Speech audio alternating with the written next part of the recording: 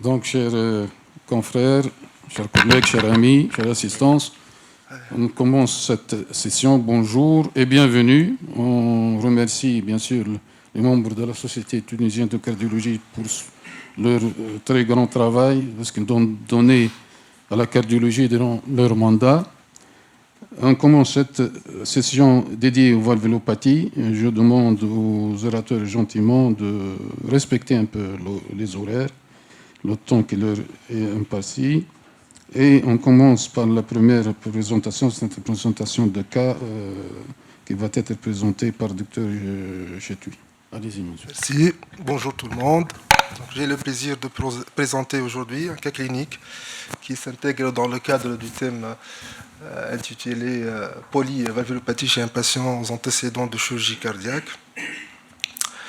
Je n'ai pas de conflit d'intérêt à déclarer. Donc, notre patiente, elle est âgée de 70 ans, en bon état général. Elle est suivie depuis l'âge de 30 ans pour un rétrécissement mitral rhumatismal associé à une fibrillation atriale. Elle a eu sa première dilatation mitrale percutanée en 1989, une deuxième dilatation en 2000 et en 2004, elle a eu une chirurgie type de remplacement valvulaire mitral par une prothèse mécanique à double ailette. À l'époque, elle n'a pas eu d'anioplastie tricuspide. Par ailleurs, elle est suivie pour une artériopathie oblitérante des membres inférieurs, stade 2A de Lelich-et-Fontaine, traité médicalement. Sans traitement, donc il y a ceci digoxine, un comprimé un jour sur deux, atorvastatine 40 mg par jour, Naftor 600 mg par jour 3 prises et Synthron 3 quarts comprimés par jour. Donc, ce tableau résume le suivi clinique et échographique de notre patiente. Donc, elle est restée asymptomatique jusqu'à 2022.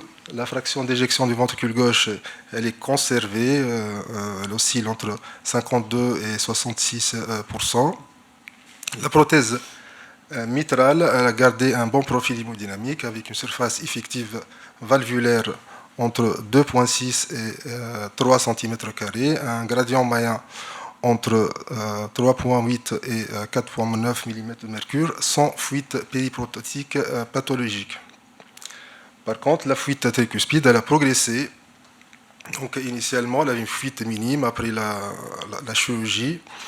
En 2016, la fuite est devenue moyenne et en 2022, elle avait une fuite tricuspide sévère avec une SOR à 0,4 cm².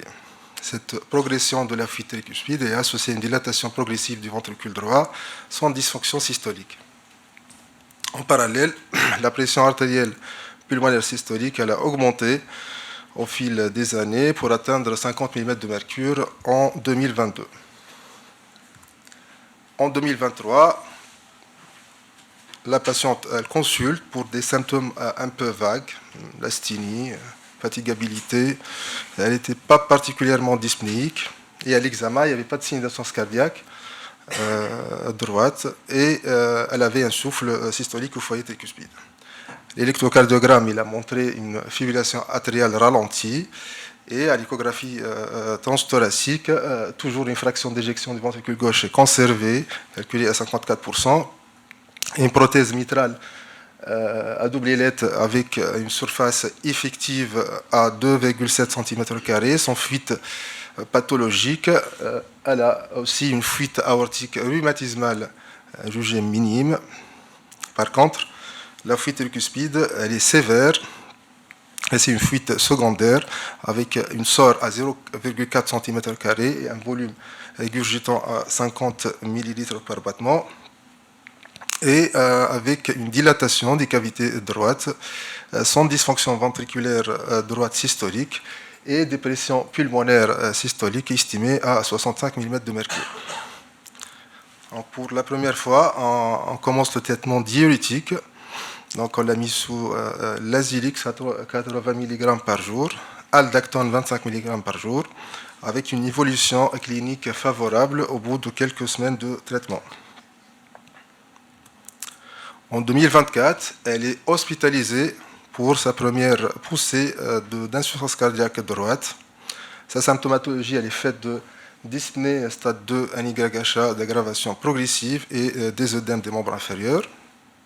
À l'examen physique, Donc il n'y avait pas de signe de bas débit cardiaque, un souffle systolique au foyer tricuspide et un reflux hépato-jugulaire et des œdèmes des jambes de type cardiaque. L'électrocardiogramme, comme vous voyez, une fibrillation atriale avec une cadence ventriculaire aux alentours de 60 cycles par minute, des QRS qui sont fins, un axe normal et des troubles de la polarisation en rapport avec une appréhension digitalique. Le bilan biologique, pas d'anomalie significative, une fonction rénale normale avec un débit de filtration glomérulaire à 100 ml par minute et pas d'hyponatrémie, il n'y a pas d'anémie, pas de syndrome inflammatoire biologique, les troponines ne sont pas élevées, elle a une fonction hépatique qui est normale et un INR dans la fourchette thérapeutique. Donc, la patiente, elle a reçu une cure de diurétique en intraveineux, 250 mg par jour pendant 72 heures, avec puis un relais par voie orale. L'aldactone est majoré à 50 mg par jour. Et on a commencé une glyphlosine, l'empagliflozine, 10 mg par jour, puisque, après tout, c'est un diurétique. Et en fait, il y a des similitudes entre l'insuffisance cardiaque droite, secondaire, une fuite tricuspide secondaire, et l'insuffisance cardiaque à fraction d'éjection préservée. Donc, après décongestion, optimisation de la volémie, on fait l'échographie cardiaque.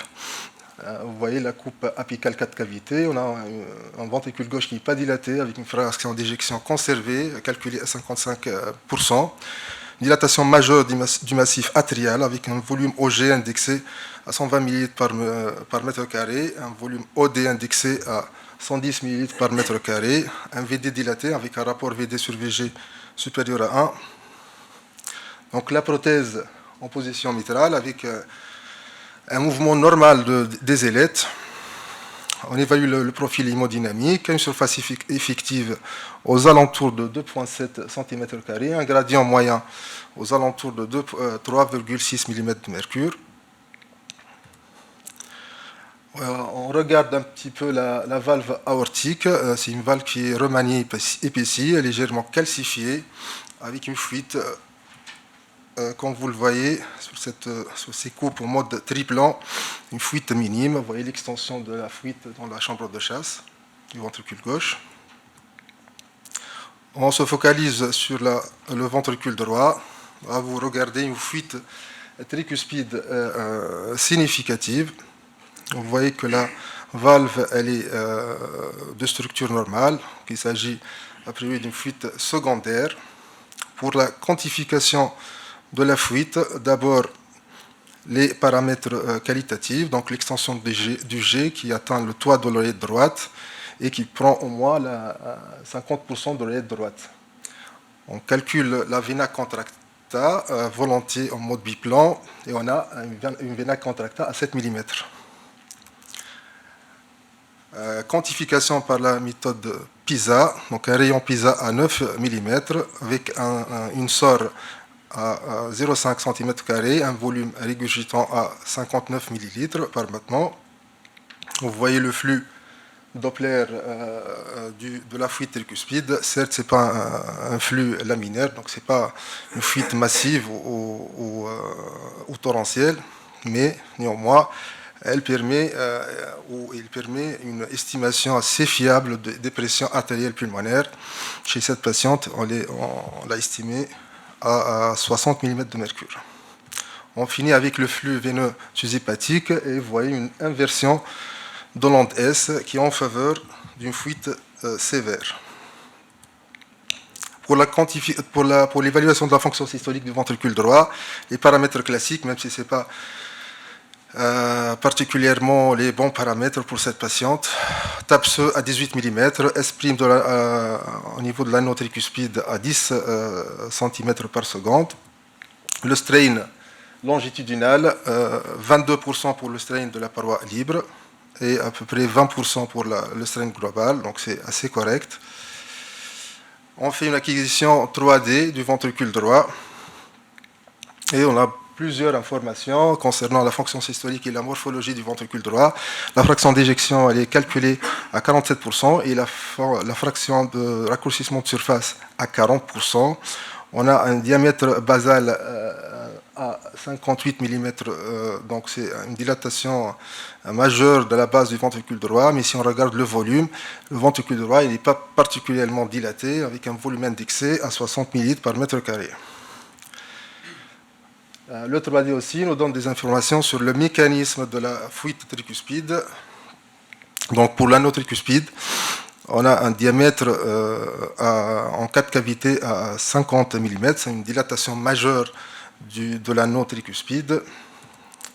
Par contre, le tenting, il y a une petite restriction systolique, il n'y a pas vraiment un tenting majeur avec une hauteur maximale sous la tente à 6 mm et une surface sous la tente à 12 mm carrés. Donc, il n'y a pas un tenting très important. Donc, le mécanisme, a priori, c'est un type 1 de Carpentier par dilatation de l'anneau tricuspide avec un remodelage plutôt conique du ventricule droit. Donc, on fait une reconstruction 3D de la valve tricuspide. Donc, elle est bel et bien une valve tricuspide avec 3 feuillets. Vous voyez en bas et à gauche de l'image, sur la coupe biplan, qu'il y a un petit gap de coaptation entre le feuillet antérieur et postérieur de 4 mm. On fait après l'échographie tonsophagienne essentiellement pour analyser la prothèse mitrale, surtout pour voir s'il n'y a pas de fuite pathologique. Donc, vous voyez à gauche qu'il y a des fuites minimes, dites fuites de lavage physiologique, et vous voyez sur la reconstruction 3D à droite, il y a des fuites intraprothétiques dites de lavage physiologique. Il n'y a pas de fuite péri- ou centroprothétique pathologique. On profite de l'examen pour faire une vue de face de la valve tricuspide. Donc ça, c'est une coupe transgastrique à 40 degrés. Vous voyez qu'il y a 3 feuillets, un petit gap central et avec un gap entre le feuillet en haut postérieur et le feuillet en bas antérieur. On fait aussi une coupe commissurale. C'est une coupe intéressante si on va proposer un traitement percutané pour la patiente. Donc là, on repère le pilier en bas antérieur et les 2 feuillets postérieurs et antérieurs. On fait le biplan pour regarder le feuillet postérieur et septal et après le feuillet. Si on fait le biplan sur le feuillet antérieur, le feuillet septal en haut et le feuillet antérieur en bas. Donc on complète par une exploration hémodynamique. La coronarographie n'a pas montré d'anomalie significative, donc elles ont infiltré sans sténose significative. Malheureusement, on n'a pas pu faire un cathé droit, faute de moyens. Donc en conclusion, c'est une patiente âgée de 70 ans, aux antécédents de remplacement valvulaire mitral par prothèse mécanique en 2004, avec une fibrillation atriale permanente. Elle a aussi une artériopathie oblitérante traitée médicalement. Donc elle a une fuite tricuspide secondaire, plutôt atriale, type 1 Carpentier, par dilatation de l'anneau tricuspide. C'est une fuite sévère, avec retentissement sur les cavités droites et une hypertension artérielle pulmonaire, sans dysfonction ventriculaire droite, sans dysfonction ventriculaire gauche, et sans valvulopathie gauche en particulier. Il n'y a pas de dysfonction de la prothèse mitrale. Donc pour l'évaluation du score du risque opératoire, donc on a les scores classiques, le STS et l'Euroscore, 8,4% de mortalité opératoire pour le STS score et 6,4% pour l'Euroscore 2. On a un score qui est plus adapté à la valve tricuspide, le TRI-score. Donc on a 8% de mortalité intra-hospitalière, c'est un risque à peu près, grosso modo, intermédiaire. Et donc, pour cette patiente,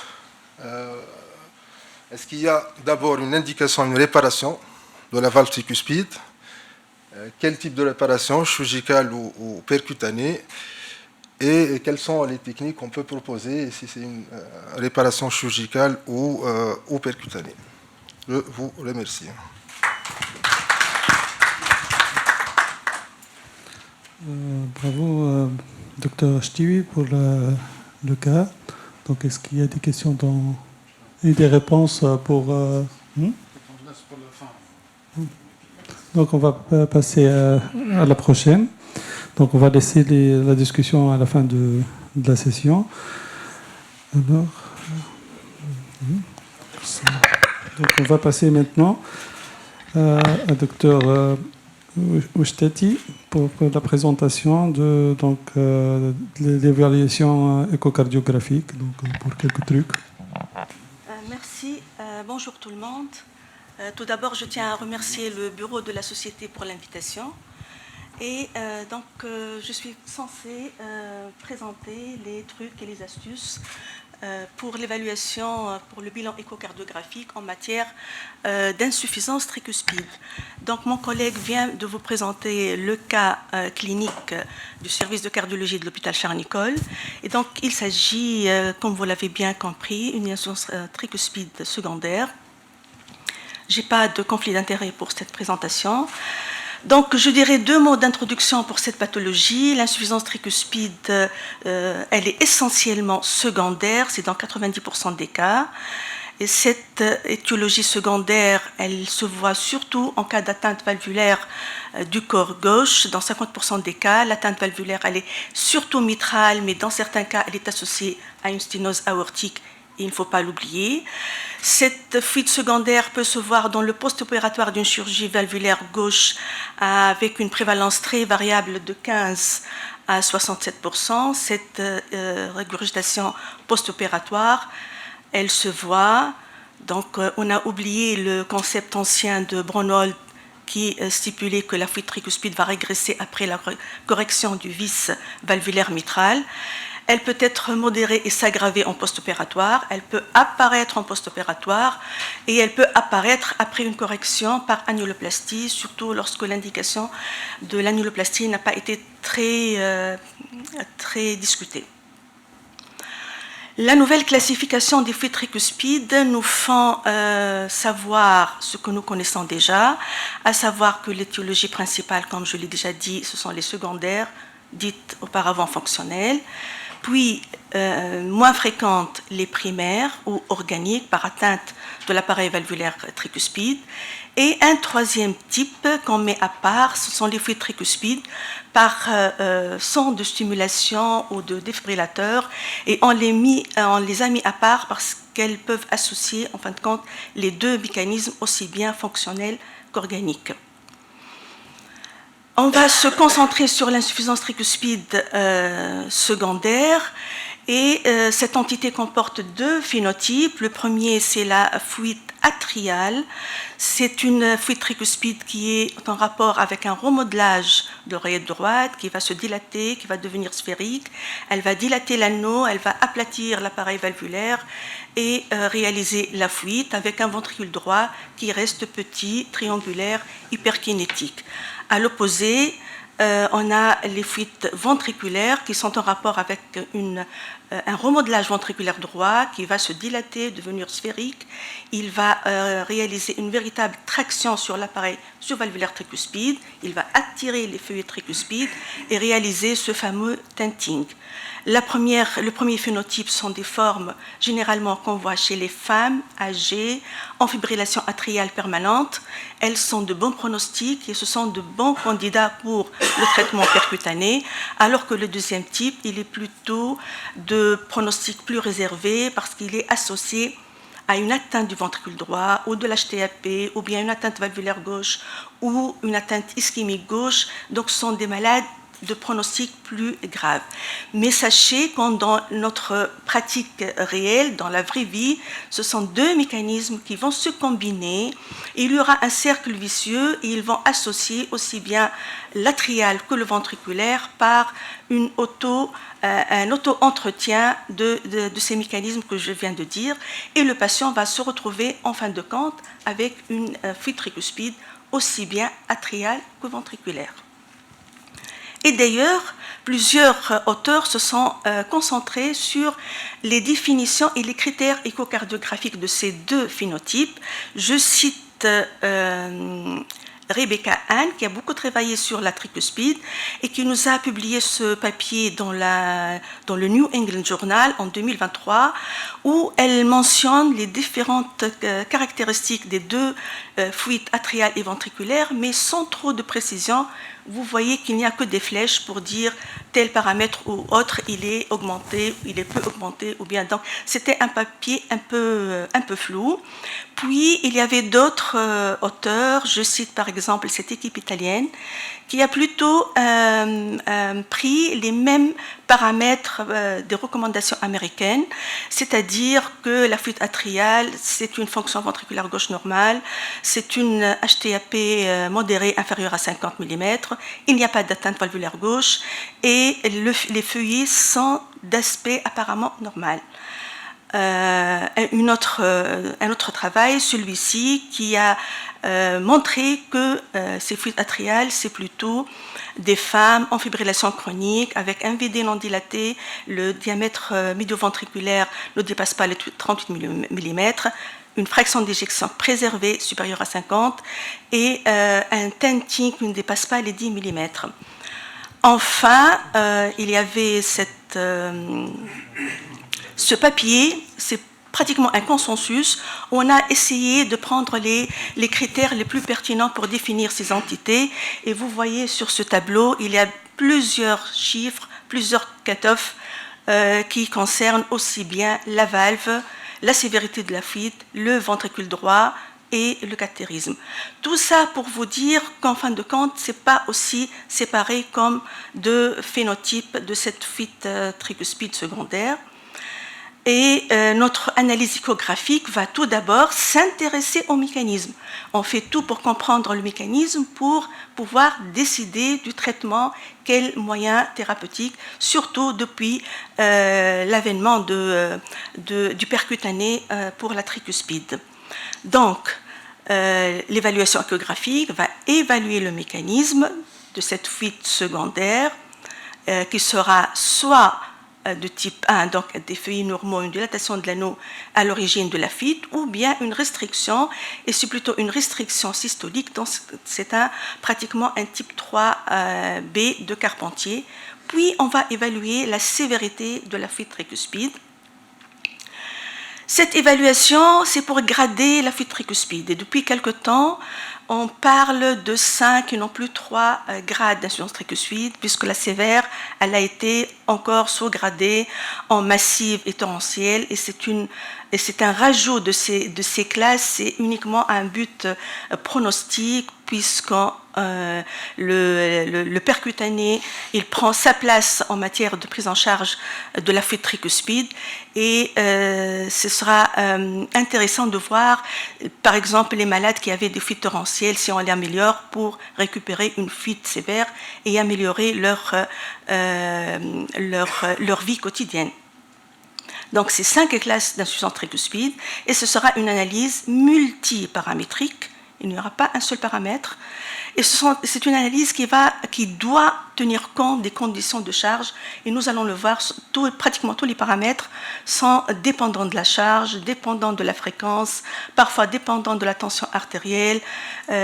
Donc, c'est un malade qu'il vaudrait mieux le stabiliser, le décongestionner pour effectuer l'évaluation échocardiographique. L'évaluation échocardiographique, comme toute valvulopathie, comporte 3 types de paramètres, des paramètres qualitatifs, semi-quantitatifs et quantitatifs. Tout d'abord, il y a des paramètres simples. Je vous montre celui-ci. On peut déjà d'emblée, en bidimensionnel, en 2D, voir s'il y a ou non un défaut de captation, ce fameux gap. Et on sait très bien que si les feuillets ne vont pas se toucher, la fuite ne peut pas être minime. C'est une fuite au moins sévère. Et d'ailleurs, l'équipe de Christophe Triboya, ils ont pu démontrer qu'à partir de 10 mm de gap, le pronostic il est assez réservé. Le deuxième paramètre, c'est tout simplement le Doppler couleur. Si la fuite, le Doppler couleur, il va prendre toute l'oreillette on est presque certain que c'est une fuite qui ne peut pas être moins que sévère. Bien que c'est un paramètre qui va tenir compte, qui va dépendre plutôt de la machine, de votre réglage, mais d'emblée, on saura si c'est une petite flamèche, c'est rien du tout, alors que c'est une grosse, un flux couleur important dans l'oreillette, la fuite ne peut être que sévère. Autre paramètre simple, c'est le continu. Donc on va mettre notre Doppler continu et on va voir s'il est dense, s'il est plein, s'il est en doigt de gant. C'est une fuite qui ne peut pas être minime ou modérée. Alors que s'il est incomplet, il n'est pas dense, la fuite ne peut pas être importante. C'est pratiquement le même principe pour la mitrale. Mais sachez que si la fuite elle est excentrée, ce flux continu peut être incomplet, peut-être n'est pas dense, tout simplement parce que notre faisceau ne peut pas prendre le jet excentré. Le reflux au niveau des veines suscipatiques. C'est parfois difficile, délicat, mais on peut le faire, c'est en sous-costal grâce au Doppler pulsé. Et si on a une inversion du flux systolique, on est sûr que la fuite, elle est sévère. Et par la même occasion, plutôt, c'est un paramètre qui n'est pas très... il n'est pas pathognomonique, mais il a sa signification et il va dépendre malheureusement de la compliance de l'oreillette droite, du cycle ventilatoire et si le malade il est en fibrillation, c'est un peu délicat pour le retrouver. Par la même occasion, on va également vérifier la veine cave inférieure, la taille, si elle est dilatée, si elle est compliante ou non. Donc ce sont des paramètres simples qui peuvent déjà nous donner une idée sur la sévérité de la fuite. Puis on va passer aux critères quantitatifs. Le premier critère, c'est bien sûr la vena contracta, mais sachez qu'en matière de tricuspide, il faudra la faire dans 2 plans orthogonaux, tout simplement parce que l'anneau n'est pas circulaire, et donc la fuite, elle n'est pas circulaire, et elle peut être sous-estimée, donc il est conseillé de la faire en 2 plans orthogonaux, ou encore mieux, on peut la faire en 3D, que ce soit en transthoracique, en transœsophagien, et dans ce cadre-là, on peut faire la planimétrie, toute l'aire de la vena contracta avec des cutoffs qui sont pratiquement bien définis. Mais c'est un critère qui dépend aussi des moyens de charge, des conditions de charge du patient et bien sûr de les qualités de l'imagerie que vous utilisez. Autre paramètre, c'est la PISA. Donc on est tous habitués à la faire, c'est comme la mitrale. Théoriquement, on va penser que ce sera facile parce que le flux il est pratiquement en regard de la sonde que vous utilisez. Et parfois c'est simple, la zone de convergence elle est bien hémisphérique, mais c'est un paramètre qui a beaucoup de limites. Puisque, on le sait, la fuite tricuspide, elle a souvent cette zone de convergence qui est aplatie, écrasée, et on ne saura pas où prendre les rayons. Est-ce qu'on va le prendre au milieu, il est petit, ou bien au niveau des 2 côtés où il nous semble plus important. C'est un paramètre qui va dépendre du cycle respiratoire, qui va dépendre du cycle cardiaque, parce que le rayon de la PISA dépend de ces 2 paramètres.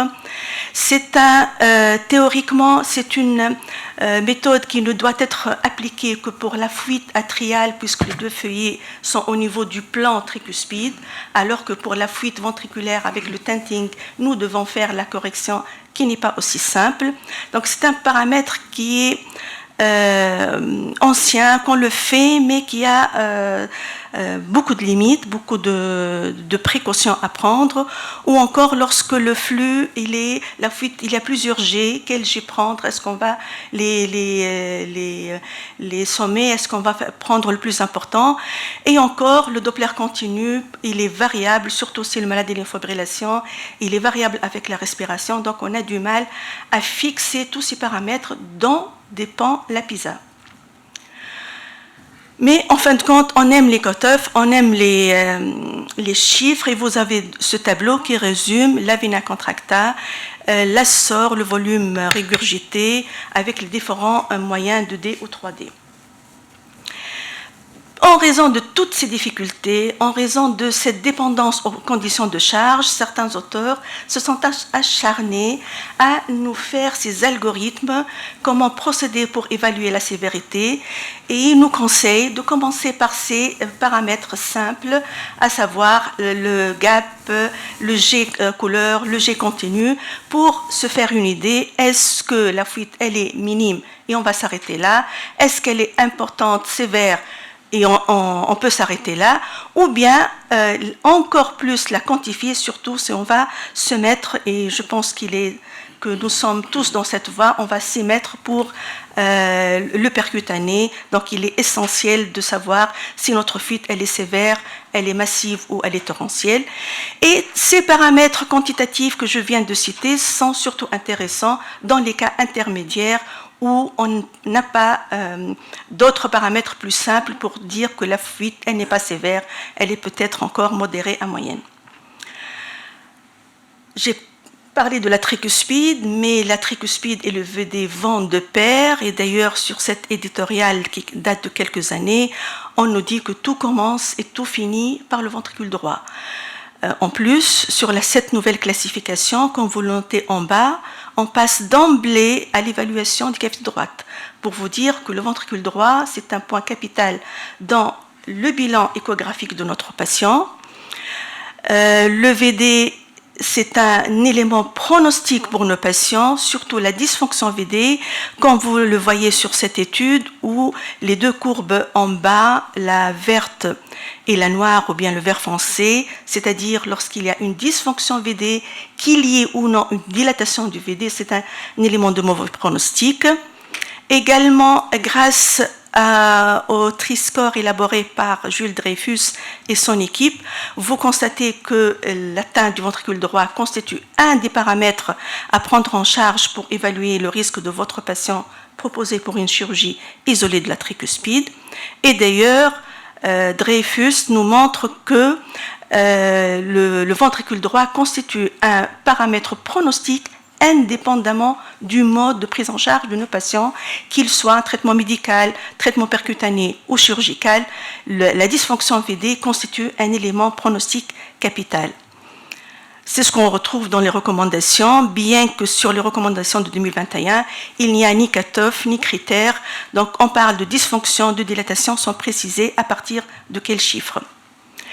Mais dans notre vie réelle, sachez que souvent, nous et nos autres collègues de par le monde, on se concentre surtout sur l'analyse visuelle de la fonction ventriculaire droite.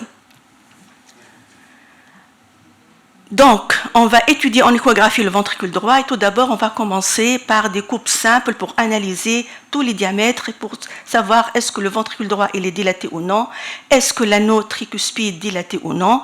Vous savez que pour l'anneau, il est recommandé d'utiliser la 4 cavités, bien que ce n'est pas l'idéal pour mesurer la dilatation annulaire.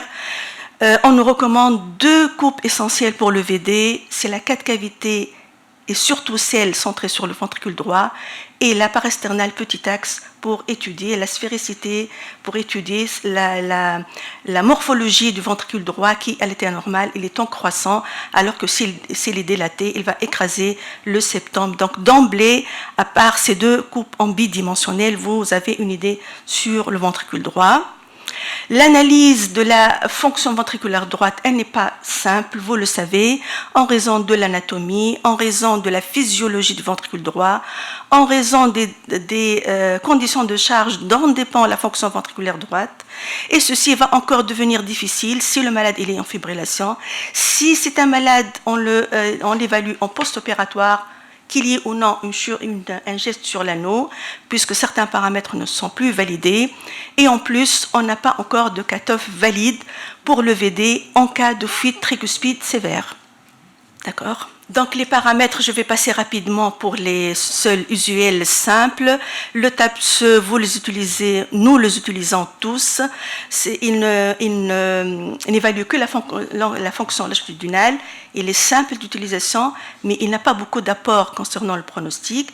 C'est pareil pour l'ANDES'. c'est uniquement la fonction longitudinale. Les deux ne dépendent pas de la qualité de l'imagerie, mais il faut s'acharner à mettre votre faisceau au niveau de l'anneau tricuspide. La fraction de raccourcissement de surface du ventricule droit, vous devez la faire sur une coupe 4 cavités centrée sur le VD, pas celle-ci, je vais montrer une autre, pour avoir une meilleure visibilité du ventricule droit, essayer d'avoir une bonne imagerie pour que le contourage de l'endogarde soit correct. C'est plutôt la coupe de droite qui est mieux centrée sur le ventricule droit. Le strain, qu'il soit global ou uniquement de la paroi libre, c'est un critère assez robuste, c'est un critère qui nous permet d'évaluer aussi bien la fonction longitudinale que radiale du ventricule droit. Vous pouvez le faire de façon globale, c'est-à-dire les 6 segments ou uniquement les 3 segments, mais sachez que si on choisit de faire le global, la valeur elle est moindre puisque le raccourcissement du VG il est en longitudinal, il est moindre que la paroi libre du ventricule droit. Le 3D, et je pense que c'est l'avenir du 3D, parce qu'à partir d'une seule acquisition, on a plein de renseignements, ces renseignements qui ont été déjà présentés pendant le cas clinique, donc je passe. Et cette 3D elle est pratiquement corollaire à l'IRM cardiaque qui reste pour le moment le gold standard pour la fonction ventriculaire droite. Et donc, je reviens à ce consensus élaboré depuis peu de temps et dans lequel les auteurs ont choisi ces paramètres. À gauche, c'est pratiquement les paramètres, les valeurs normales. À droite, c'est en cas de dysfonction VD sévère. Et ce sont des paramètres qu'ils pensent qui sont assez robustes ou pertinents pour évaluer le ventricule droit lorsqu'on est devant une insuffisance tricuspide sévère. Depuis quelque temps, on parle aussi du couplage VD artère pulmonaire, ceci pour éviter toutes les contraintes de la contrainte charge sur les paramètres que je viens de vous montrer. On va faire le rapport TAPS sur la PAP systolique, qu'elle soit échographique ou hémodynamique, mais on sait tous que hémodynamique elle est plus de valeur réelle, en plus en échographie. Si la fuite elle est importante, si elle est laminaire, si votre flux il est triangulaire, on sait tous qu'on ne peut pas mesurer la PAP systolique, et même si on essaye avec le flux pulmonaire, il a ses limites. Donc dans ce cadre-là, il vaut mieux faire le cathé droit, qui a d'importants renseignements, et c'est un cathé qui devient recommandé, systématique, devant tout malade, qui sera proposé pour une cure chirurgicale ou percutanée de l'atteinte tricuspide. Et d'ailleurs, le cathérisme nous montre que ceux qui ont une HTAP sévère, ce sont ceux dont le pronostic il est très péjoratif. Je vais passer sur les prochaines diapositives. Je pense que ce sera le propos du prochain orateur. La segmentation grâce aux nouvelles modes d'échocardiographie qui, justement, qui nous fait découvrir que la tricuspide n'est tricuspide que dans 50% des cas. Ailleurs, elle peut être plus ou un peu moins.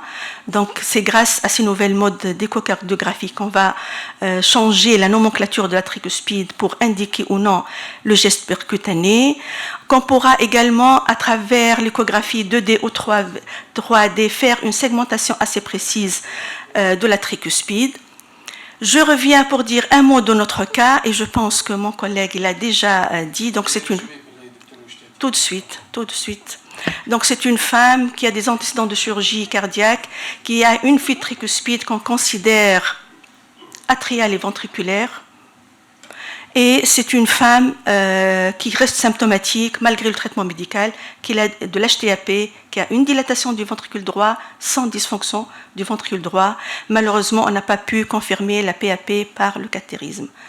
Voilà, j'ai terminé. Donc, l'évaluation échographique de la tricuspide, elle est multiparamétrique. Elle va reposer sur la nouvelle classification, la nouvelle nomenclature, les nouveaux modes d'exploration échocardiographique et aussi des nouveaux modes d'exploration, l'échographie, l'IRM et le scanner, lorsqu'on va évoquer ou bien indiquer un traitement percutané. Et je vous remercie.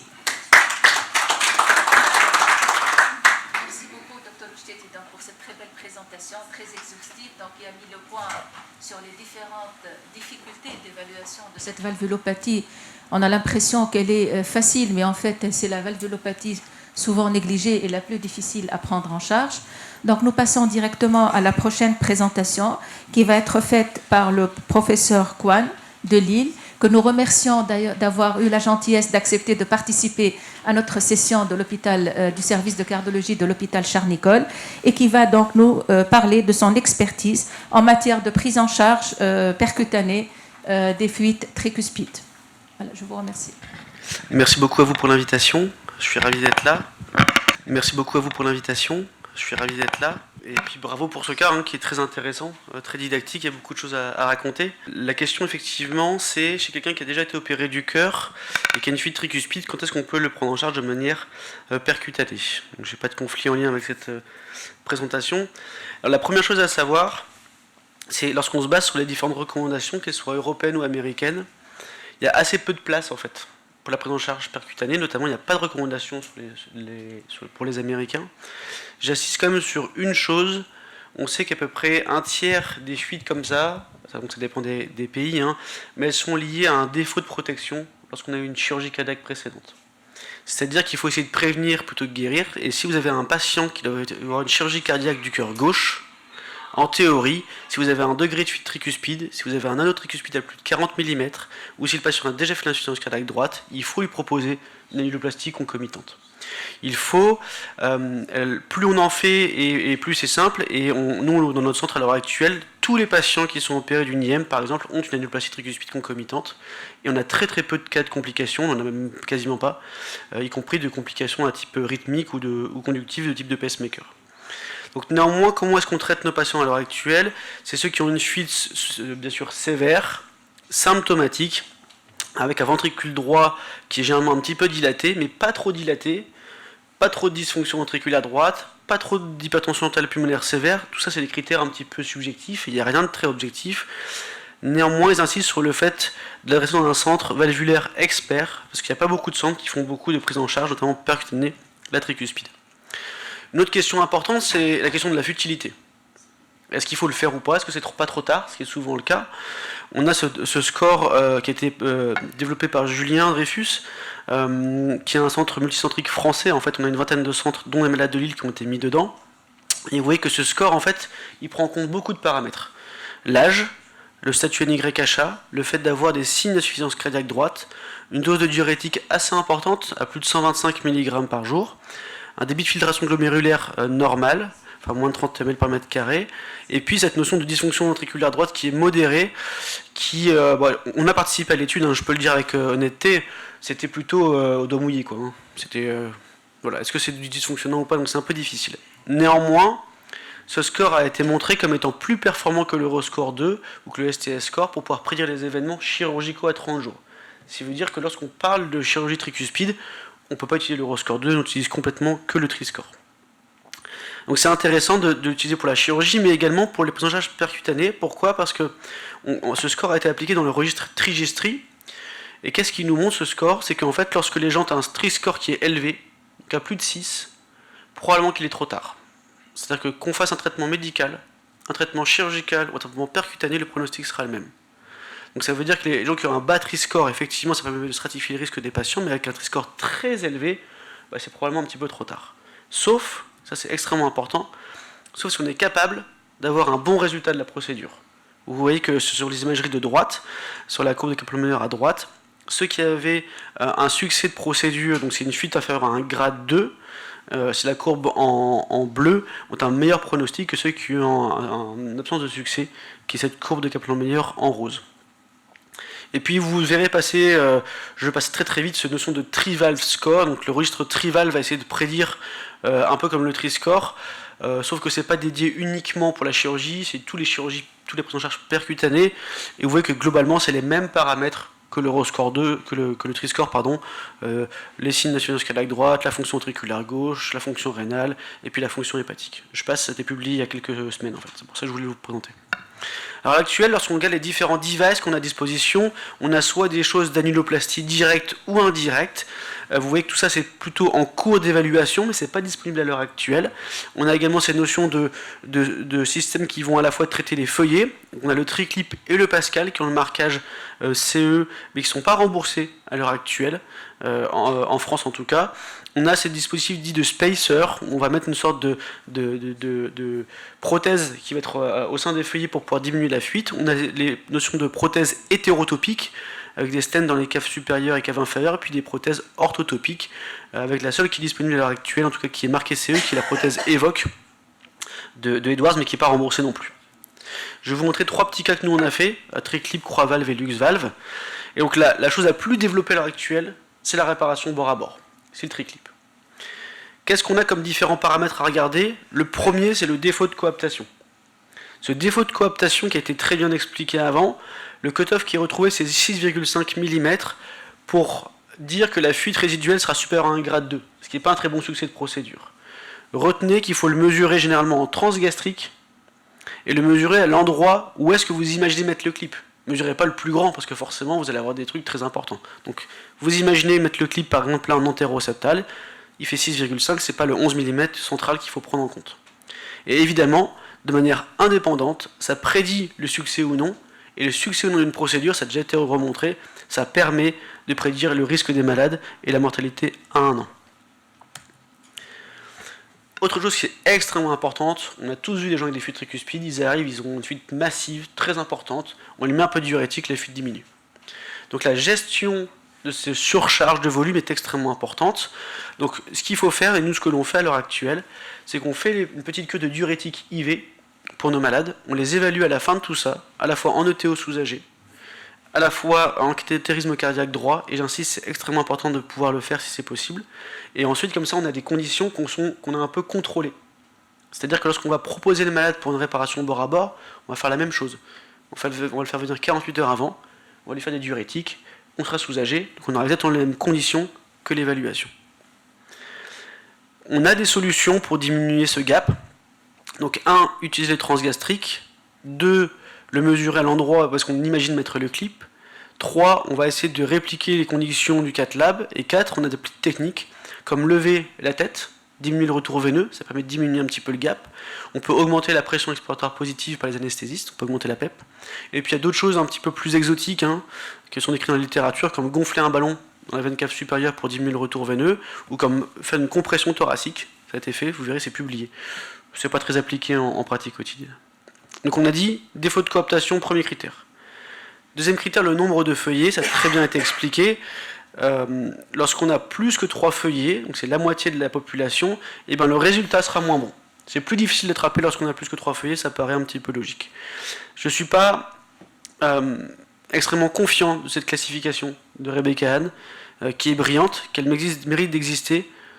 Je vous mets 3 échographistes sur la même coupe, on ne sera jamais d'accord. C'est très difficile. Et en plus, ça évolue dans le temps, au sein de la procédure, et on a même des patients qui ont des anatomies qui ne sont pas dans la classification. Donc on a vu défaut de coaptation, nombre de feuillets, et où est-ce que se situe le G. Si le G se situe sur une coupe transgastrique en antéroseptale, c'est beaucoup plus simple de réduire la fuite. S'il est postérieur, s'il est central, la probabilité de bien réduire la fuite sera assez faible. Vous le voyez, c'était montré dans cette publication allemande il y a quelques années. 4e critère, les sondes de pacemaker. Lorsqu'on a une sonde de pacemaker, a fortiori si cette sonde elle restreint les feuillets, 1, ce sera difficile d'attraper les feuillets et de bien les remettre en coaptation, et 3, on risque de voir beaucoup moins bien les feuillets lors de la procédure. Et donc vous voyez que lorsqu'on a une sonde de pacemaker, on ne peut pas réussir à avoir une fuite inférieure à modérée, généralement, après la prise en charge. Et donc, Fabienne Pras a publié ça, 3 grandes classes, un peu comme pour le MitraClip et pour le TriClip, ceux qui ont une anatomie favorable, faisable et non favorable, et ça se base sur exactement les mêmes critères que j'ai évoqués juste avant. Donc vous pouvez les voir si vous voulez. Donc je vous montre un cas que nous on a fait. On est sur une coupe transgastrique mi-d'œsophage, on va dire, et on a ce qu'on appelle une coupe commissurale. On devine la sévérité de la fuite sur la zone de coaptation. On a en transgastrique le feuillet postérieur, septal et antérieur. Vous voyez, Petit truc et astuce, vous voyez que sur l'imagerie de gauche, on ne voit pas très bien la commissure antéro-septale. C'est assez fréquent. Si c'est le cas, passez sur une coupe transgastrique en long axe, faites un X-plan ici à la pointe des feuillets et vous verrez beaucoup mieux sur l'imagerie de droite la commissure antéro-septale. On voit que la fuite là était complètement antéro-septale au niveau de la commissure. 3 feuillets, pas de sonde de pacemaker, pas de restriction, un gap plutôt assez faible. Et dans ces cas-là, on peut très bien avoir un très bon succès de procédure. On a mis 2 clips et on était très contents. La fuite était passée de massif torrentiel à un grade minime. C'est l'objectif qu'on doit avoir, c'est diminuer la fuite le plus possible. Sauf que lorsqu'on regarde cette étude à la fois américaine et allemande, quels sont les critères qui font que les gens ne pourront pas avoir une réparation bord à bord? Dans la majorité des cas, c'est les critères anatomiques, et ça correspond quand même à peu près à la moitié, on va dire 40%, 45% de la population, qui n'est pas éligible à une réparation bord à bord. Anatomie, on a des problèmes de coaptation, on l'a évoqué. Futilité clinique, c'est quand même 10% de la population, ils le disent bien. Et puis des limitations autres comme l'écogénicité, ou alors le fait d'avoir une sonde de pacemaker. Et par exemple, on avait fait ce patient-là, vous voyez, on avait un gap à 15 mm. On a 4 feuillets, on le voit très bien. Et puis on avait fait diurétiquer le patient, on l'a fait lutter sous anesthésie générale, et malgré ça, on avait toujours ce gros défaut de coaptation, on avait du mal un petit peu à appréhender. Donc on était plutôt sur cette zone avec des critères soit orange, soit rouge pour une réparation bord à bord. Et donc on l'a fait faire un scanner. Lorsqu'on fait un scanner pour toutes les procédures percutanées tricuspides, on va sizer l'anneau pour essayer de définir la prothèse que l'on voudra, la taille de la prothèse. 2, on va vérifier les cavités cardiaques, savoir si on peut naviguer dans l'oreillette droite et le ventricule droit. 3e chose, on va modéliser le device. Vous voyez que là, c'est ce qu'on appelle une luxe valve. Et ensuite, on va vérifier l'accès. Pourquoi? Parce que l'accès, lorsqu'il est jugulaire, il est assez simple, il va directement au niveau du plan de l'anneau. Lorsqu'il est au niveau de la cave inférieure, on est souvent ce qu'on appelle offset, des accès. C'est très compliqué de pouvoir implanter des prothèses. Et vous voyez que lorsqu'on a fait ça, on a réussi à implanter, je ne vais pas aller sur tout le processus, mais on a implanté une prothèse pour votre percutanée, cette prothèse chinoise qui marche plutôt très bien, avec un super résultat final pour notre patient. Dernière chose, on a eu la chance de faire la semaine dernière la première française de ce qu'on appelle le dispositif Croix-Valve, qui est un spacer, où vous avez une prothèse qui est déployée au sein de la valve tricuspide, qui s'attache sur rien au niveau de l'anneau, qui va juste faire en sorte que les feuillets de la tricuspide se mettent sur ce spacer, sur cette prothèse, et qui va venir être attaché par un stent au niveau de la veine cave supérieure. Vous voyez très très bien ici. Donc le but de tout ça, c'est globalement pas de corriger la fuite complètement, mais de la diminuer de manière importante, et vous voyez que chez notre patiente, on était passé d'une fuite très importante à une fuite entre minime et modérée à la fin de la procédure, ce qui était plutôt un bon succès. On le voit ici, le spacer, qui se promène en fait, au sein de la valve tricuspide. Donc tout ça pour vous dire qu'on a un algorithme qui est proposé par Fabienne Prass et par un consensus dans l'Euro-intervention il y a 3 ans maintenant, probablement qui devra être retravaillé, parce qu'on a fait beaucoup de progrès depuis 3-4 ans sur la prise en charge des patients. Retenez qu'on va regarder pour la prise en charge percutanée à la fois le mécanisme, le défaut de coaptation, où situe le G, le nombre de feuillets, bien sûr retenez un petit peu la futilité des patients. Donc en conclusion, on regarde le risque du patient et on en discute en ARTIM, c'est extrêmement important. On ne fait pas de prise en charge sans les chirurgiens, sans les insuffisants cardiologues, sans les rythmologues aussi. On a une évaluation ETO qui doit être très très précise et vous avez tous les critères que l'on regarde en ETO et en ETT. Et puis on a de la place pour l'imagerie multimodale, notamment le scanner, lorsqu'on évoque autre chose que la réparation bord à bord. Merci beaucoup. Merci beaucoup. Donc on a fait le tour des alternatives thérapeutiques. Il ne reste que le beau pour la fin avec la chirurgie. Le docteur Fekar Ardira qui va nous clôturer cette séance. Merci. Bonjour à tous, je suis ravi d'être parmi vous. Je remercie l'équipe de cardiologie de Charles-Nicolle de m'avoir associé à cette session concernant l'atteinte polyvalvulaire et en particulier l'atteinte tricuspide. Bon, j'ai pas voulu intituler ma présentation La valve oubliée parce que je pense que elle n'est plus aussi oubliée qu'avant, et heureusement pour nos patients. Donc je vais parler de la chirurgie de la valve tricuspide, en particulier la fuite tricuspide fonctionnelle secondaire, et je vais juste avoir quelques remarques concernant le cas clinique présenté par nos amis de Charnicole. Donc, comme ça a été dit, l'ité fonctionnelle, c'est la plus fréquente des atteintes tricuspides et elle peut intéresser jusqu'à un tiers des patients opérés, surtout du valve du cœur gauche, et sa sévérité, elle est variable. Comme on l'a aussi vu, quand elle n'est pas prise en charge lors de la première chirurgie, souvent elle va évoluer à son propre compte et ça sera à l'origine d'une morbimortalité non négligeable avec une altération de la qualité de vie des patients ayant cette fuite tricuspide. Et malheureusement, la chirurgie, elle est jusque-là sous-indiquée ou, dans la plupart des cas, indiquée d'une façon tardive. Donc le cas clinique, ça a été bien discuté. Je vais juste revenir sur la première chirurgie en 2004, où elle a eu un remplacement valvulaire mitral par prothèse mécanique. Selon l'évolution et les constatations à cette époque, bon, l'IT, elle était jugée minime, mais comme on l'a vu, la sévérité de l'IT, elle est très variable et elle varie en fonction de plusieurs paramètres. Et donc, indiquer une chirurgie tricuspidienne concomitante à une chirurgie mitrale ne doit surtout pas tenir de l'importance de la fuite tricuspide minime ou modérée ou importante. Bien évidemment, quand elle est importante, ça va de soi de mettre un anneau, mais il ne faut pas passer à côté d'un anneau dilaté avec une unité minime. Et quand je vois ce tableau,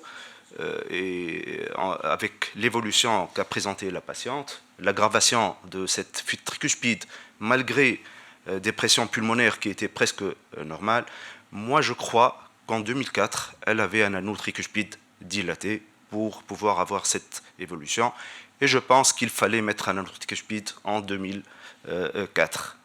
Bon, actuellement, c'est ce qui s'est passé. Et en 2024, là, on est avec une patiente symptomatique d'une insuffisance cardiaque droite. Un VD, heureusement qu'il n'est pas en dysfonction sévère.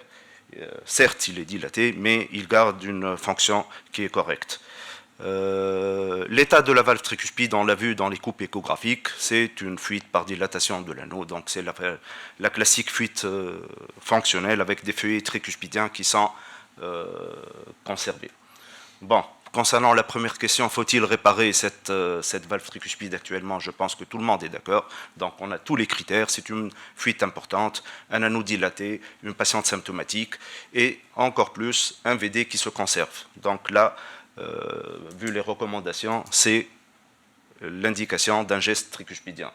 Maintenant, est-ce que c'est chirurgical ou c'est percutané? Bon, si on voit les recommandations, le percutané il est réservé pour les patients inopérables. Bon, c'est ce que je crois aussi, mais bon, il faut croire à l'évolution et à la technologie aussi. Donc, moi, je pense qu'il faut opérer cette patiente, surtout que le VD se conserve. Parce que j'estime que la chirurgie de la tricuspide, surtout dans ces cas où c'est une unité purement fonctionnelle avec des feuillets qui sont conservés et que la fuite elle est due uniquement à une dilatation annulaire, je pense que la chirurgie elle fait beaucoup mieux que le percutané. Rapidement, quoi faire en chirurgie? On va passer par l'anatomie, ça c'est évident. Donc l'appareil tricuspidien, comme on l'a vu, il est fait de feuillets valvulaires, d'un anneau et d'un appareil sous-valvulaire. L'anneau, il n'est pas plan, mais il est tridimensionnel. Et on sait tous que la dilatation annulaire tricuspidienne, elle se fait aux dépens de l'anneau antérieur et postérieur et non septal. L'abord chirurgical, donc, c'est une chirurgie qui se fait à cœur ouvert, donc sous circulation extracorporelle. L'accès à la tricuspide se fait à travers l'oreillette droite, par une incision de l'oreillette droite. Maintenant, avec l'évolution des techniques mini-invasives, on peut faire cette chirurgie très bien avec des techniques de mini-thoracotomie, voire des techniques, disons, célioscopiques, entre guillemets. Donc, concernant ce qu'on va faire, donc, en chirurgie tricuspidienne, il faut toujours, et c'est toujours de faire une chirurgie conservatrice, à savoir une plastie tricuspidienne. Le remplacement valvulaire tricuspidien, il est exceptionnel, il est réservé à des valves détruites, très remaniées, et donc le remplacement, il est indiqué dans les atteintes plutôt organiques que fonctionnelles.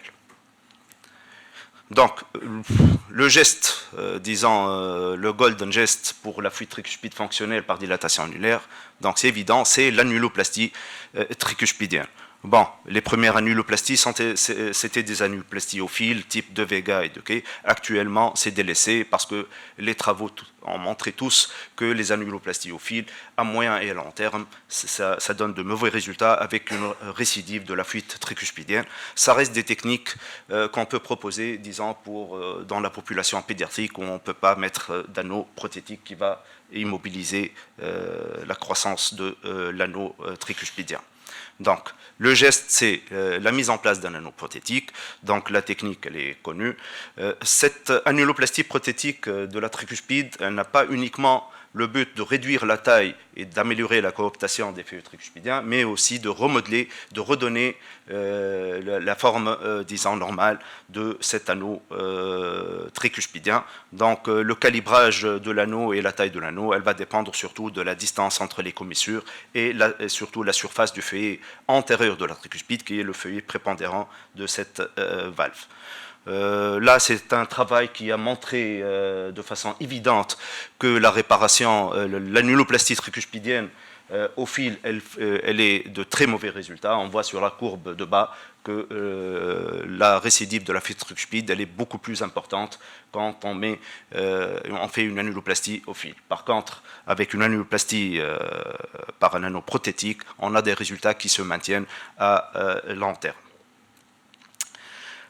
D'autres techniques peuvent être proposées dans l'IT fonctionnelle, telles que la technique d'Alférid de bord à bord. C'est la Clover technique et c'est la technique qui a inspiré nos amis interventionnels pour les gestes percutanés.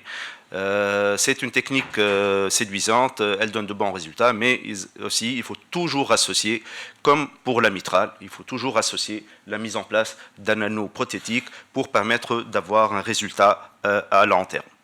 Rapidement, dans les atteintes organiques qui sortent du cadre de notre cas clinique, bon, l'atteinte organique, c'est l'atteinte rhumatismale, disons par excellence, et elle va associer des lésions à type de fusion commissurale, des remaniements de l'appareil sous-valvulaire. Et donc, ce qu'on peut proposer, c'est des gestes de commissurotomie au bistouri, un geste sur l'appareil sous-valvulaire, tel que des résections de cordage raccourci, une mobilisation de l'appareil sous-valvulaire. Et dans tous les cas, il faut associer la mise en place d'un anneau prothétique. Un autre geste qu'on peut proposer en cas d'atteinte organique, à type de restriction ou de rétraction valvulaire, là on peut élargir les feuillets valvulaires par des patchs péricardiques, autologues ou hétérologues.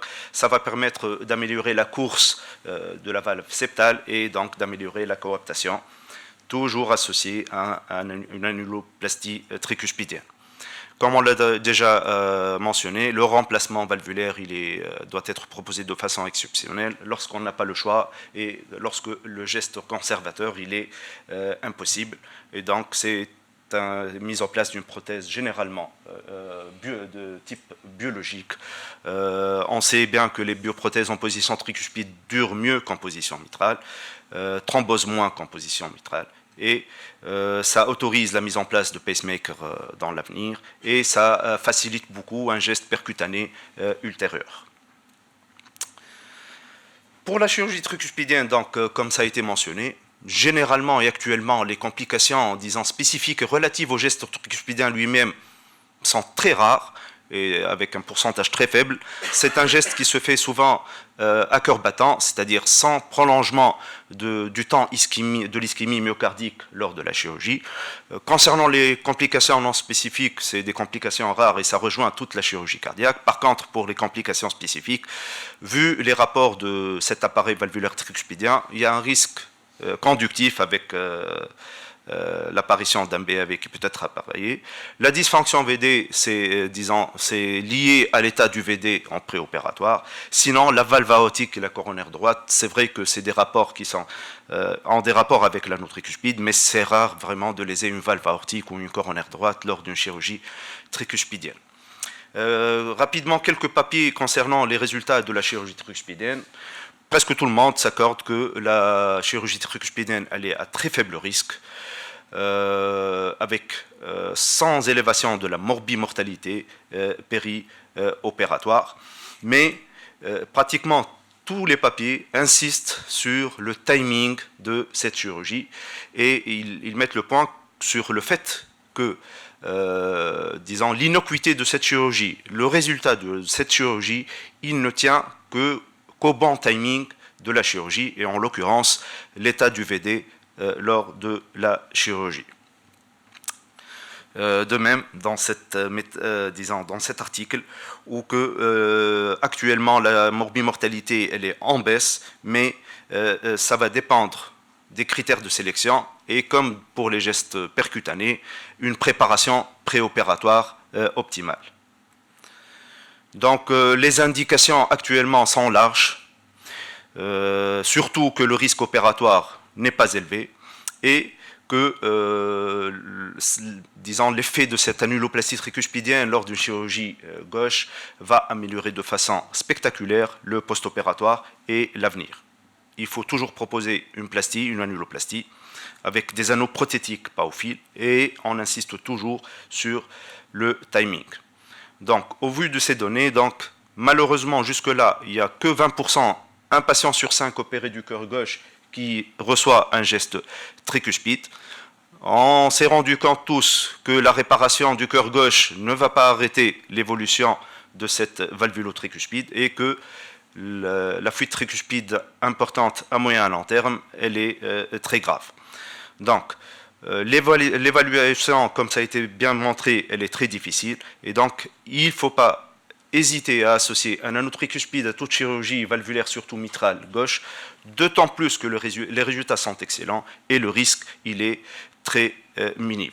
Et comme ils ont montré que la chirurgie de la valve tricuspide isolée, comme deuxième chirurgie après chirurgie mitrale, elle est quand même une chirurgie qui est, disons, à risque quand même élevé, avec un décès qui varie de 20 à 40%.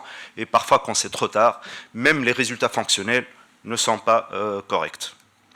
Donc, finalement, la chirurgie tricuspide concomitante, je pense que c'est la solution idéale pour éviter ces évolutions. D'autant plus que la chirurgie isolée en deuxième temps, elle est à haut risque. Il faut, chez les patients qui n'ayant pas eu ce geste tricuspide, il faut un suivi très rapproché et il faut surtout suivre le VD et pas la fuite tricuspide. En cas de fuite tricuspide importante avec un VD qui commence à se dilater et surtout un patient symptomatique, il faut proposer la chirurgie très précocement et bien sûr c'est la plastie. Et je reviens sur les techniques percutanées. Actuellement, c'est pour les patients à haut risque chirurgical inopérable. Sinon, l'avenir, il va, disons, être, je pense, prometteur. Merci.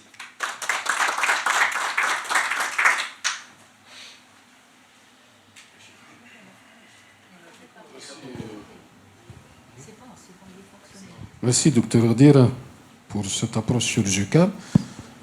Avant de commencer la discussion, je voudrais donner quelques remarques. Moi, je suis d'une génération qui faisait le catétérisme cardiaque, ce qu'on appelle l'exploration hémodynamique systématique pour les valvulaires.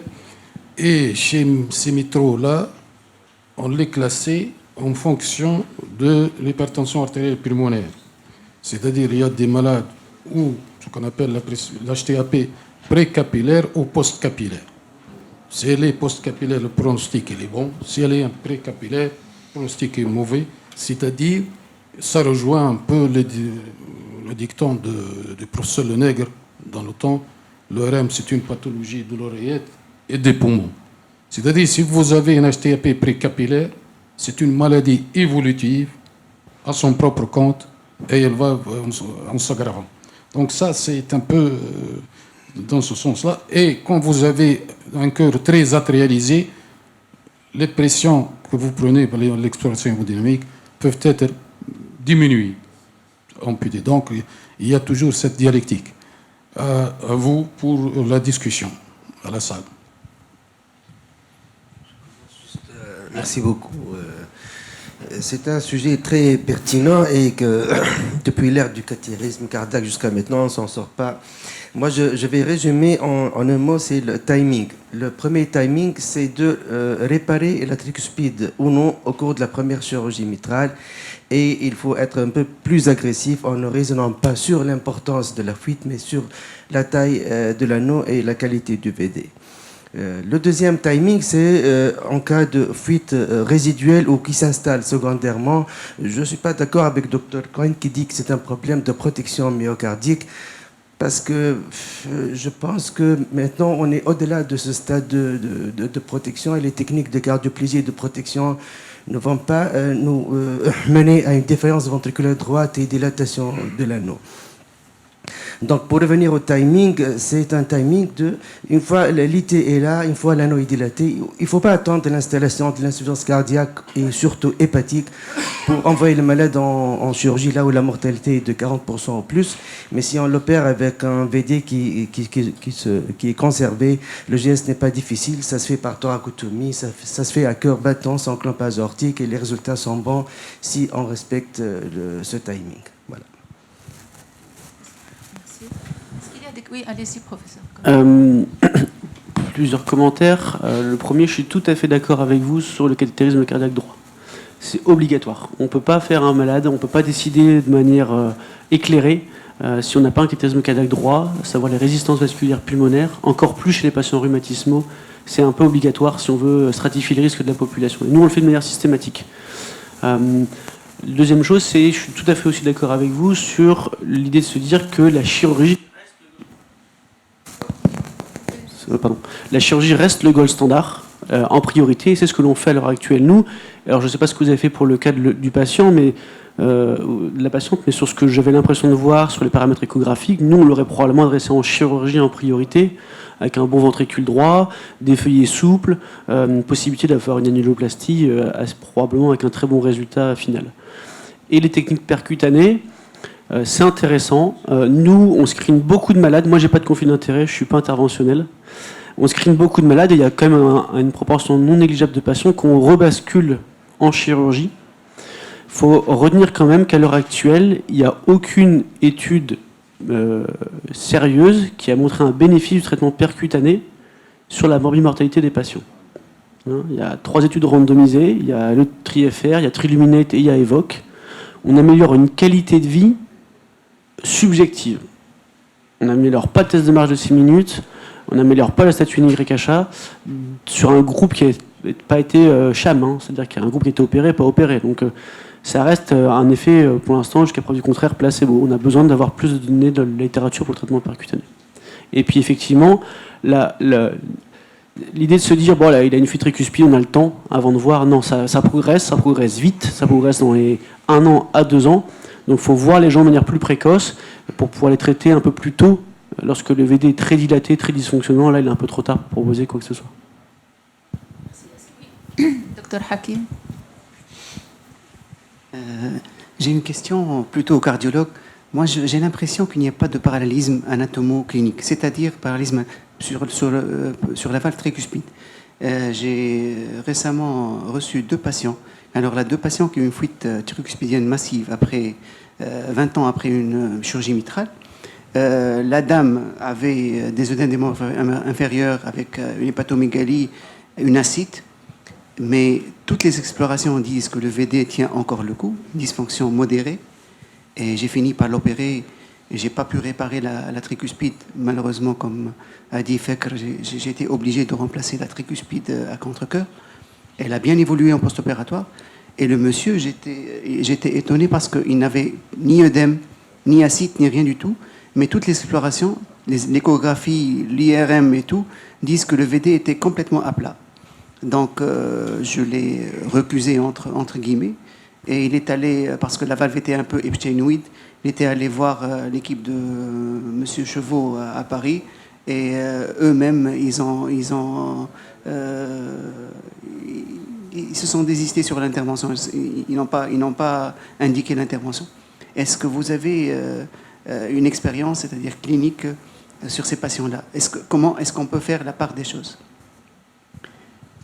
Si je peux apporter un commentaire en tant que cardiologue, échocardiographiste, et je pense que Dr Ochteti, probablement Dr Cohen, tous ceux qui font de l'échographie cardiaque pour l'évaluation des fuites valvulaires, il faut savoir que, bien sûr, l'important, c'est l'évaluation de la cavité régurgitante, c'est-à-dire le ventricule droit pour l'IT.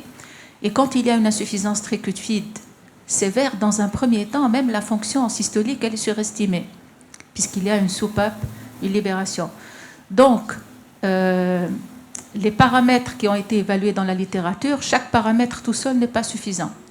Comme a dit Dr Ochteti, il faut une évaluation multiparamétrique pour la fonction ventriculaire droite.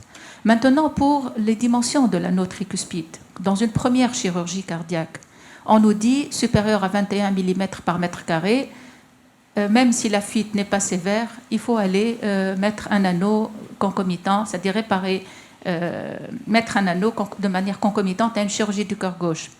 La question que je voudrais poser, surtout pour les échocardiographistes et notamment Dr Cohen, maintenant, quand on utilise de plus en plus l'écho 3D. Alors, avec l'écho 3D, est-ce que ce seuil de 21 mm reste suffisant ou bien faut-il aller à d'autres paramètres en évaluation 3D, peut-être même en IRM, en sachant que ce qu'on mesure en apical 4 cavités, ce n'est pas l'anneau du chirurgien. Ce n'est pas, la distance septale latérale. Ça, c'est ma première question. Ma deuxième question, même quand on a une valeur borderline de 21, de 20, et qu'on est devant un patient, parce que les patients sont très variables. Il y a le patient en rythme sinusal avec l'oreillette qui n'est pas très dilatée, il y a le patient qui est en fibrillation auriculaire, qui a de l'hypertension pulmonaire déjà, et qui a une oreillette dilatée. Ce n'est pas les mêmes patients. Et on sait, beaucoup d'études ont montré que ces patients-là qui ont des oreillettes un peu dilatées, qui sont en fibrillation auriculaire, qui ont un peu d'hypertension pulmonaire pour une valvulopathie du port gauche, si on ne corrige pas l'anneau tricuspide, ça va continuer à progresser par la suite en post-opératoire. Donc, pour des valeurs borderline de 20, de 19, de limite de 21, je pense personnellement qu'en même temps que la chirurgie du cœur gauche, il faut mettre un anneau sur la tricuspide, pas un anneau réducteur, mais au moins un anneau pour remodeler et éviter la progression. Quel est votre avis dans ce sens ?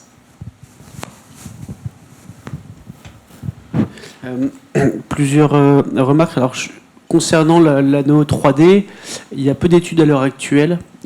Julien Dreyfus a fait une étude, c'est son sujet de thèse. Il a remarqué que globalement la meilleure mesure, même si ce n'est pas la mesure la plus importante de l'anneau, on sait très bien, les chirurgiens ils mesurent des diamètres plus grands que nous, mais la mesure de 40 mm ou 21 par mm par mètre carré, il faut le faire en apical, 4 cavités, 2D, pas 3D. C'est simple, on a des volumes de patients conséquents, on ne peut pas perdre trop de temps non plus, donc il faut aussi faire preuve parfois des mesures un petit peu simples comme ça. Donc moi je suis un gros partisan du 3D. Là, ça ne sert à rien de le faire. Juste 2D, 4 cavités. Moi, je travaille beaucoup avec le professeur Vincent Telly. C'est celui qui fait le plus de plastie mitrale en France à l'heure actuelle. Et il ne me demande même plus la taille de l'anneau. Il le fait systématiquement. Il fait systématiquement une anneuplastie concomitante. Je suis tout à fait d'accord avec vous. Dès qu'on a le moindre doute, il faut évaluer d'autres paramètres. La taille d'oreillette gauche, les pressions pulmonaires, la fibrillation atriale et la potentielle durée de vie du patient. La potentielle durée de vie du patient. Donc, si on fait une chirurgie chez quelqu'un qui a 85 ans mitral, on peut se dire que raisonnablement, la fuite tricuspide ne va pas progresser dans les 3-4 prochaines années. Si c'est quelqu'un qui est jeune, on sait très bien que s'il a plus de 10 ans d'espérance de vie, il va avoir une fuite tricuspide importante qui va arriver. Donc ça va être pris en compte dans toutes ces remarques. Et dernièrement, concernant votre question, je suis tout à fait d'accord avec vous. Je pense qu'on ne connaît pas encore très bien les conséquences de cette maladie. Moi, j'ai des malades qui ont des fuites torrentielles, un vrai trou, et qui ont juste une turgescence jugulaire et même pas d'œdème. Et personne ne sait vraiment pourquoi. On a exploré là, une centaine de patients chez nous en 6 mois. On leur a fait des fibroscans, on leur a fait des analyses du Doppler rénal, et puis il n'y a pas de corrélation entre le degré de sévérité de la fuite et l'atteinte hépatique. On ne sait pas trop pourquoi pour l'instant. Donc, elle est encore, on ne le dit plus, on dit que c'est plus la valve oubliée, mais elle est encore un peu mal comprise, je pense. On a besoin de travailler dessus, tous ensemble, pour améliorer les choses, c'est évident. S'il vous plaît, un simple commentaire. On dirait que cette fuite tricuspide, c'est une découverte, c'est une surprise. puisque le cas de M. Hochtetti, c'est en 2005 qu'il a été opéré, votre patient, et on est en 2024, quand on évalue, eh bien, je pense qu'on découvre une fuite tricuspide massive qui n'était pas, qui était minime. Il n'y avait aucun argument pour s'alarmer, pour voir chez cette patiente-là une fuite importante. Donc c'est des découvertes. Comme vous voyez, c'est 19 ans après. Donc quand on est en train de suivre des patients mitraux, opérés il y a 10 ans, 15 ans, 20 ans, c'est une surprise. Tiens, docteur, je suis essoufflé, ou j'ai des œdèmes qui apparaissent. Ou bien échographiquement, on découvre des fuites qui se sont transformées en massive sévère alors qu'elle était minime. Donc peut-être que toute la recherche maintenant va imposer une attitude en préopératoire pour décider, pour intervenir plus tôt, pour changer l'attitude demandée aux chirurgiens face à une réparation. Merci. Bon, concernant les indications du geste tricuspide associé à une chirurgie mitrale, nous, lors de nos staffs, lorsqu'on discute les malades mitraux, et quand on nous pose la question est-ce qu'il faut associer un anneau tricuspide, non. Moi, ce que je réponds, si la question s'est posée, il faut mettre l'anneau. Il ne faut pas discuter. Donc je crois que la discussion des patients, il y a les patients où on est tous d'accord qu'il n'y a aucun critère pour toucher la tricuspide, la fuite minime ou absente, l'anneau petit, pas d'HTAP, pas de fibrillation. Là, je pense que très probablement, il ne faudra pas d'évolution de sa tricuspide. Là, il ne faut rien faire. Et tous les autres, il faut leur mettre un anneau tricuspide de façon concomitante à la chirurgie mitrale. Bien compris, Dr Cohen, pour le chirurgien dont vous avez parlé, il met systématiquement un anneau tricuspide pour tous les patients opérés du cœur gauche, sans tenir compte de la taille de l'anneau. En fait, on a des patients, nous, qui sont avec une espérance de vie un petit peu plus élevée, qui sont parfois un peu moins fragiles. Et donc, évidemment, si c'est de l'endocardite, c'est différent. Évidemment, si c'est pour du mécanisme de base. Mais ceux qui ont, par exemple, une dystrophie valvulaire, où on sait que c'est une pathologie de l'anneau, aussi en plus d'être des pathologies du feuillet, qui ont souvent une atteinte mixte, à la fois mitrale et tricuspide, on sait que l'anneau va se dilater un petit peu plus vite derrière, et donc lui systématiquement, très facilement, même si on n'a pas 40, même si on a 39, même si on a 38, il se dit voilà, le patient il a encore 10 ans d'espérance de vie, je vois que les feuillets ne sont pas tout à fait normaux, je vais probablement le faire, ça va me prendre 10, 15 minutes, j'ai pas de complications sur toute ma série depuis 3-4 ans, et plus on en fait, alors moi je suis sous réserve de, je suis pas chirurgien, hein, donc je parle sous couvert, mais plus on en fait, plus c'est simple, entre guillemets, et donc moi je suis un partisan de le faire un peu comme mon confrère ici présent, chirurgien cardiaque, de le faire assez facilement. Ouais. Voilà, merci beaucoup. Donc avant de lever la séance, disons 3 mots-clés. Dans toute valvulopathie du cœur gauche, il faut systématiquement évaluer aussi bien la valve tricuspide que la fonction ventriculaire droite, qu'il faut être large dans les indications de l'annuloplastie tricuspide, d'autant plus qu'on est confronté beaucoup à des pathologies rhumatismales, donc avec l'hypertension pulmonaire, de la fibrillation auriculaire, des oreillettes dilatées. Donc il ne faut pas hésiter à réparer la tricuspide, à mettre cette annuloplastie tricuspide pour éviter justement la progression de cette insuffisance tricuspide et ne pas se retrouver devant des fuites sévères avec des difficultés même pour évaluer la fonction ventriculaire droite, même avec tous les paramètres qu'on a. Donc on remercie les orateurs pour leur excellente présentation. On remercie les modérateurs, l'assistance, et donc merci beaucoup. Et donc on va passer à la session suivante.